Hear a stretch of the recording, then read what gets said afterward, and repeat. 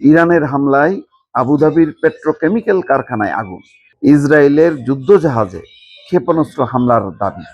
ইরানকে সামাল দেয়াই যেখানে অসম্ভব, সেখানে আরো অন্তত 2টা দেশ থেকে যেভাবে হামলা শুরু হয়েছে এবং সেটা জোরদার হচ্ছে, তাতে এটা পরিষ্কার যে ইরান যদি যুদ্ধ বন্ধ না করে তাহলে এটা ঠেকানো খুব মুশকিল হবে। সেই কারণে ট্রাম্প আপ্রাণ চেষ্টা করছে যে কোনো মূল্যে ইরানকে যুদ্ধে রাজি করাতে। কেন কথা বললাম? 2-3টা খবর দেখি। সর্বশেষ দেখেন, ইয়েমেন থেকে ক্ষেপণাস্ত্র হামলা সরানো হলো বেন গুরিয়ন বিমানবন্দরের সব কর্মী। ইসরায়েলের প্রধান বিমানবন্দর, সেইটা সমস্ত কর্মীদেরকে সরানো হয়েছে। কেন? ইয়েমেন থেকে ক্ষেপণাস্ত্র চলে আসতেছে। আরেকটা দেখেন, সর্বশেষ ঘটনা কি, মানে বলা হচ্ছিল না যে আমিরাত যুদ্ধ করবে, তার বিপরীত খবরটা দেখেন। ইরানের হামলায় আবুধাবির পেট্রোকেমিক্যাল কারখানায় আগুন ধরে গেছে। তার চেয়ে আর একটা বড় ঘটনা ঘটছে, হিজবুল্লাহ লেবাননে তো ভিতরে ঢুকে যুদ্ধ করতেছে, তারপরও হিজবুল্লাহর কত শক্তি দেখেন।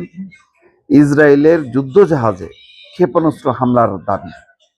কি ঘটছে? লেবাননের সশস্ত্র গোষ্ঠী হিজবুল্লাহ বলছে তারা দেশটির উপকূল থেকে 68 নটিক্যাল মাইল দূরে অবস্থানরত একটা ইসরায়েলি সামরিক জাহাজে হামলা চালিয়েছে। হিজবুল্লাহর এক বিবৃতিতে বলা হয়, যুদ্ধ জাহাজটি লেবাননের ভূখণ্ডে আগ্রাসন চালানোর প্রস্তুতি নিচ্ছিল। কয়েক ঘন্টা ধরে তারা নজরদারি চালানোর পর তারা এই হামলা করে। একটি নাভাল ক্রুজ ক্ষেপণাস্ত্র ব্যবহার করেছে। হিজবুল্লাহর দাবি, ক্ষেপণাস্ত্রটি সরাসরি লক্ষ্য বস্তুতে আঘাত এনেছে। তাহলে তো এটা বিরাট ব্যাপার। মানে লেবাননের সশস্ত্র গোষ্ঠী হিজবুল্লাহ মানে এখন ইসরায়েলের মানে যে যুদ্ধজাহাজ, সেই যুদ্ধজাহাজের উপর হামলা চালাইছে এবং সেটা লক্ষ্যে মানে আঘাত আনছে। তার মানে সেটা ধ্বংস হয়ে গেছে। ইরানের ক্ষেপণাস্ত্র হামলায় আবুধাবির বরুজ পেট্রোকেমিক্যাল কারখানার একাধিক স্থানে আগুন লেগেছে। আগুন নিয়ন্ত্রণে কাজ করছে কর্তৃপক্ষ। সংযুক্ত আরব আমিরাত বলেছে, আবুধাবির আকাশ প্রতিরক্ষা ব্যবস্থা ইরানের হামলা প্রতিহত করার পর ক্ষেপণাস্ত্রের ধ্বংসাবশেষ থেকে এই আগুন সূত্রপাত হয়। আসলে এখন ইরান এমন অত্যাধুনিক ক্ষেপণাস্ত্র ছুটছে যে ক্ষেপণাস্ত্রটা মানে এত দূরব্যাপী কাছে নেমে ছড়ায় যাচ্ছে যে আকাশ প্রতিরক্ষা ব্যবস্থা কোনটা সামাল দেবে। একটার পিছনে ছুটতে যে বাকিগুলি ছড়ায় ছিটায় যে আবার আঘাত হানছে, তেমনই হয়তো ঘটনা ঘটেছে। আগুন লাগার পর পেট্রোকেমিক্যাল ক্ষেত্রটির কাজ বন্ধ রাখা হয়েছে এবং ক্ষয়ক্ষতির মূল্যায়ন করা হচ্ছে। এই ঘটনায় কেউ হতাহত হয়নি, ভালো।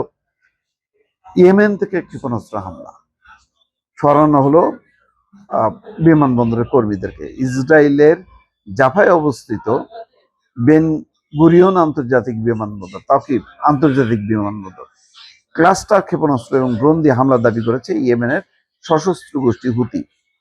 এখন হুতি, হিজবুল্লাহ সব মিলে, আর এদিকে ইরান, 3 দেশ থেকে আক্রমণ শুরু হয়েছে। তার বিস্তৃতি বুঝতে পারছেন? কিভাবে সামাল দেবে? এটা হলো এখন প্রশ্ন।